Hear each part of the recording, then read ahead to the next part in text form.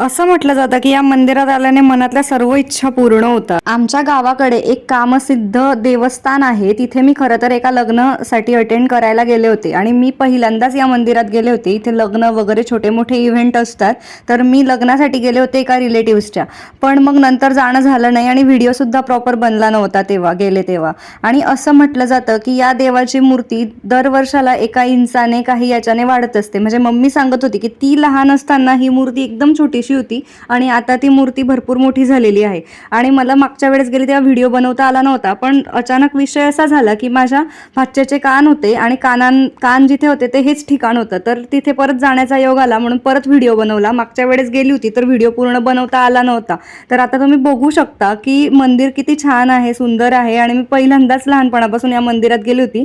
Mummy papa दोघंही लहानपणापासून खूप वेळा जाऊन आलेले आहे आणि मम्मी याची स्टोरी अशी सांगत होती की ती लहानपणी असताना खूप छोटंसं मंदिर होतं आणि आता खूप मोठी मूर्ती झालेली आहे। तर जसं जसं हे मंदिर म्हणजे मूर्ती वाढत जाईल तसं तसं हे मंदिर मोठं करत जातील वगैरे असं। आणि खूपच छान प्रसन्न वातावरण होतं तिथे आणि खूप मस्त वाटत होतं। खाली महादेव